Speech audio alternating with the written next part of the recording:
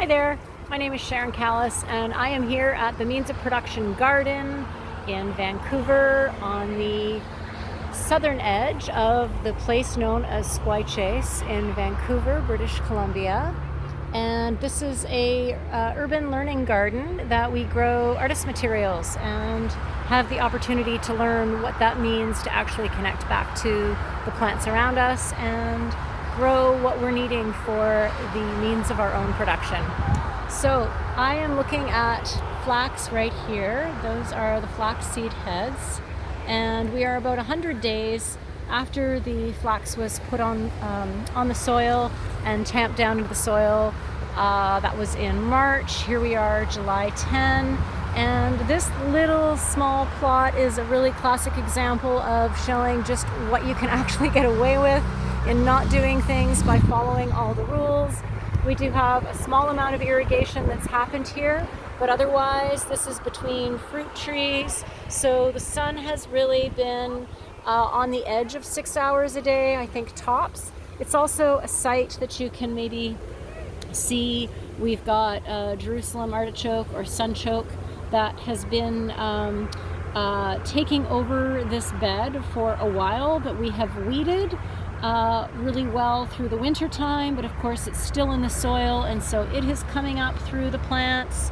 I don't know that we did more than one weed beyond that, and yet here we are. The flax exists, and we are going to have some linen that exists from this, so it is less than perfect, and we are all about just figuring out how to do things to the best that we can and learning from all the opportunities as they present themselves.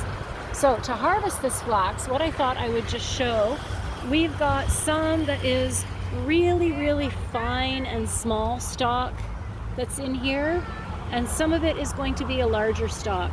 Generally, when we get to the point of retting, we are going to find that the thinner stalks are going to actually ret much slower than the thicker stalks. So I have found that as I am harvesting, if I put my hands up towards the top and I'm just pulling that right up out of the ground, root and all, and go along and pull all of the high plants and bundle those, and then I'm going to come along and I'll notice that the ones that are a little further down that haven't grown quite as high are going to have finer stalks.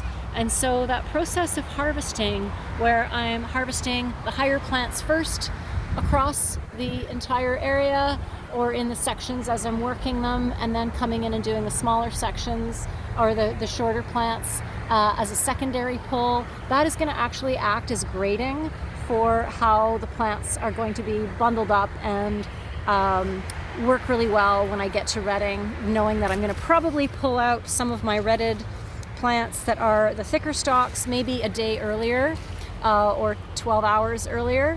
I want to have a bundle that's going to be about that big around. That is what I'm going to tie with either a couple of flax straws or a bit of garden twine, something that I can be putting into the retting process and keeping everything together through all the steps.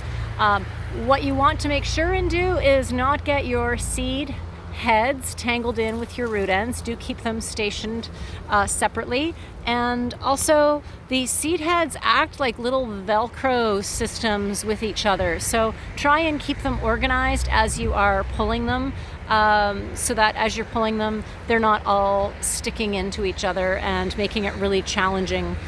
So I often will just kind of lay things down and kind of crisscross each other so that the seed heads are not all lining on top of each other. Hopefully that makes sense. Anyway, there's a little update on what's happening at the Means of Production Garden as we are entering into flax harvest time. Take care. Happy harvesting.